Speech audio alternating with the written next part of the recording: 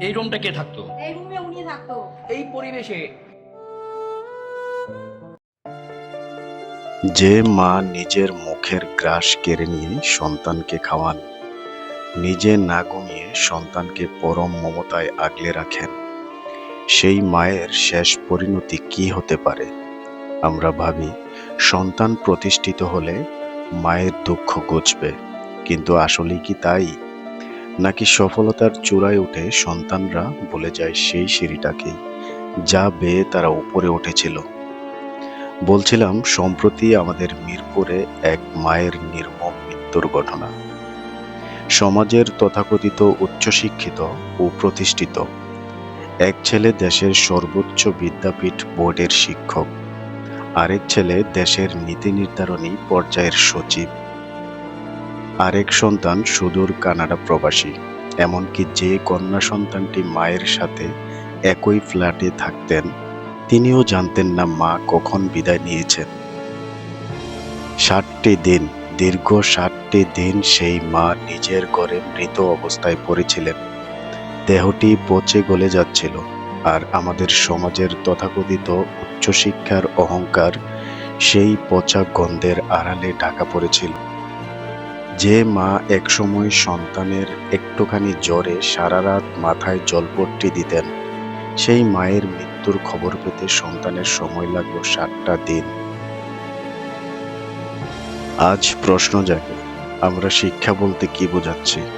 প্রাতিষ্ঠানিক ডিগ্রি কি আমাদের ভেতরের মানুষটাকে মেরে ফেলেছে?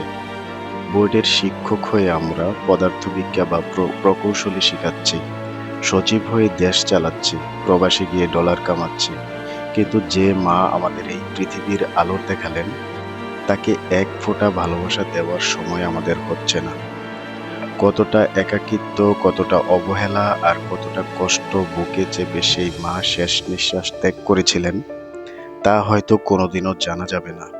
সন্তানরা যখন নিজেদের কেরিয়ার, সংসার আর বাস্তবতার অজুহাত দেখায়, তখন কি একবারও মনে পড়ে না শৈশবে তাদের সমস্ত অবদান মেটাতে মা নিজের কত শখ, কত ইচ্ছা কুরবানি দিয়েছিলেন?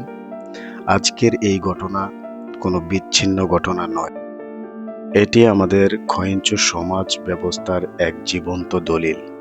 আমরা জিপিএ 5 পাচ্ছি, বড় বড় ডিগ্রি নিচ্ছি, কিন্তু মানুষ হতে পারছি না। আজকের এই মঞ্চ থেকে আমি শুধু একটি কথাই বলতে চাই, আপনার মা, বাবা আপনার কাছ থেকে দামি গাড়ি বা ফ্ল্যাট চান না। তারা চান শুধু একটুখানি সময়, একটুখানি খোঁজ খবর।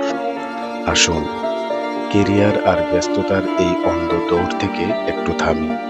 ঘরে থাকা বৃদ্ধ মা বাবার হাতটা ধরি, কারণ তারা চলে গেলে এই পৃথিবীতে আপনার কোটি টাকার রাজপ্রাসাদও এক মুহূর্তেই মরুভূমি হয়ে যাবে।